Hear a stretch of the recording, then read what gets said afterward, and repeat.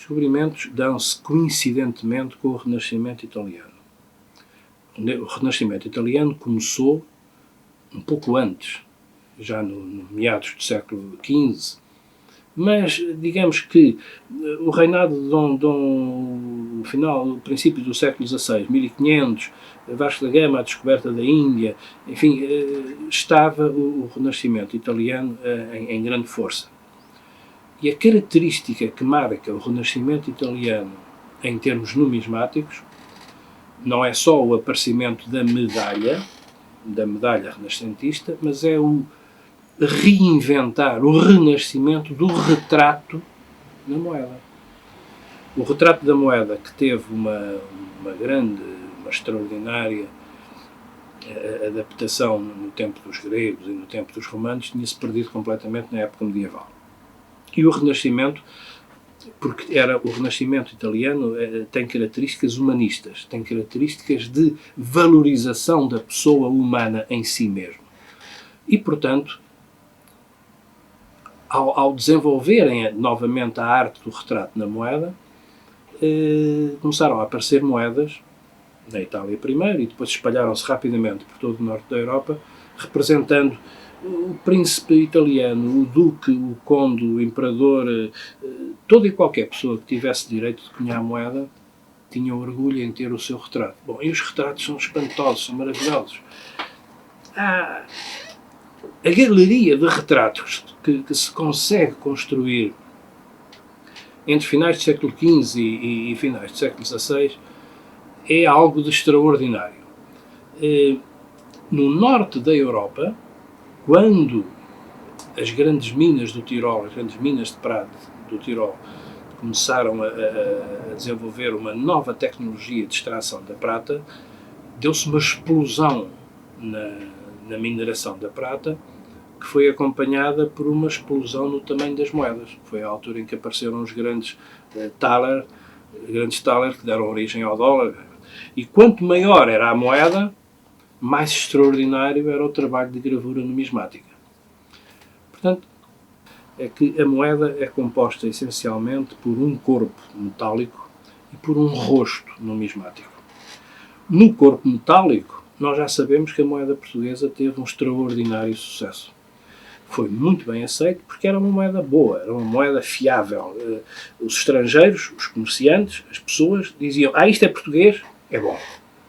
É português, é bom. Tinham confiança. Quanto ao rosto numismático, a moeda é uma catástrofe. É paupérrima.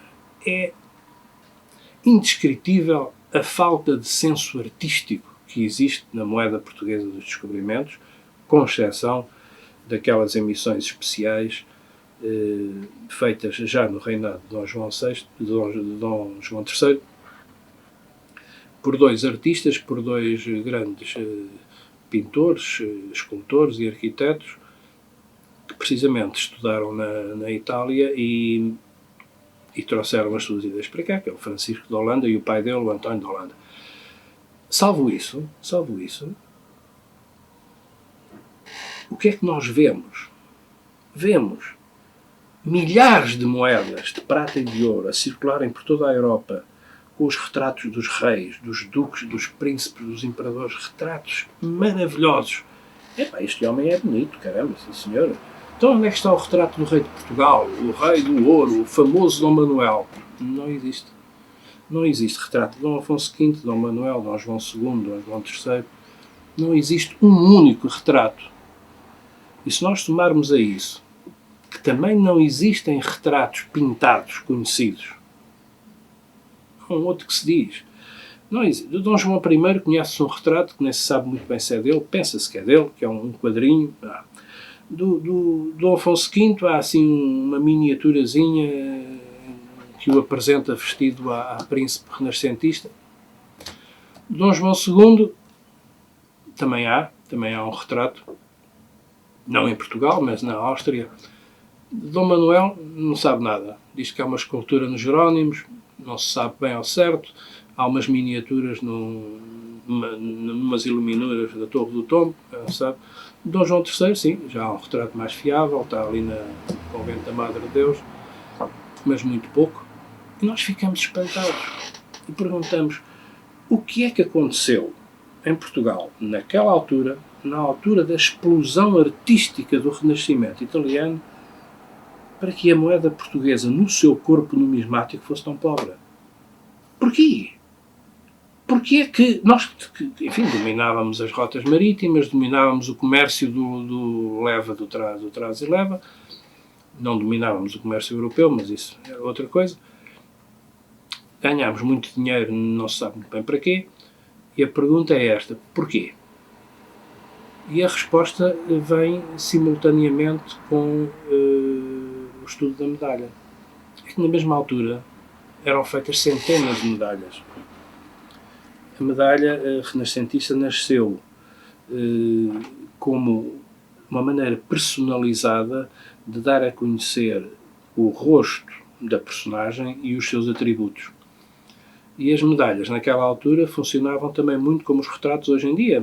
Oferecia-se a medalha ao príncipe lá da Saxónia, um estado italiano, o duque de Mantua, pá, toma lá, tens aqui uma medalha minha, assim já ficas a saber que eu sou duro de roer, não te metas comigo. Antigamente, os casamentos entre casas reais, muitas vezes, tinham que se oferecer o retrato da princesa, ou o retrato do rei ou do príncipe, para que a outra parte ficasse a conhecer.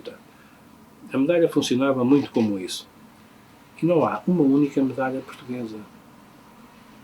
A medalha obrigava a um espírito culto, a um espírito educado.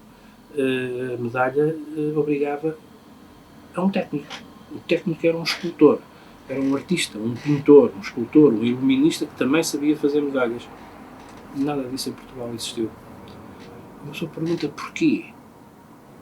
Nos outros países, a medalha também não nasceu por acaso, quer dizer, os italianos começaram, mas depois os italianos formaram alemães, vieram trabalhar para as cortes espanholas.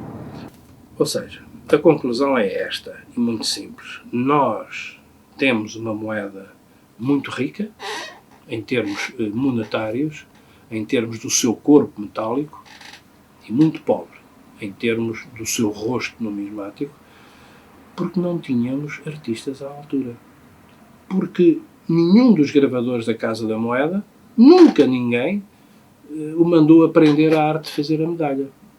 Pegarem 3 ou 4, agora vocês vão ali a Génova aprender a fazer retratos e voltam para cá. Não.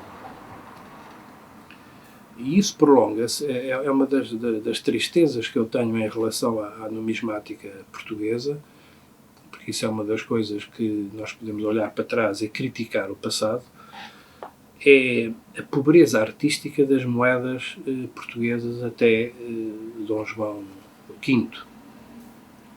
Mas quem é o responsável pela introdução do retrato de Dom João V? E quando é que começou o retrato? Só começou em 1720. E quem é o responsável? O responsável foi um gravador francês, António Mengy, que foi contratado para vir trabalhar em Portugal. Ou seja, durante 300, 400 anos, não se investiu na cultura em Portugal. Não se investiu em formar uma elite cultural portuguesa em todas as áreas. Não era só na área da arquitetura, da escultura, da pintura, da gravação numismática, da Casa da Moeda. Os poucos vultos que aparecem tiveram que ir estudar a Itália, foram por sua própria iniciativa, às vezes, até estudar a Itália. E isto é uma coisa que se prolongou ao longo dos séculos. E aquilo que eu considero talvez a mais importante lição da moeda dos descobrimentos portugueses é precisamente essa, muito rica do ponto de vista material, extraordinariamente bem aceita em todos os mercados internacionais e extraordinariamente pobre do ponto de vista artístico, do ponto de vista numismático do seu rosto, por falta de investimento educacional, por falta de interesse dos sucessivos poderes públicos em investir numa moeda artisticamente digna.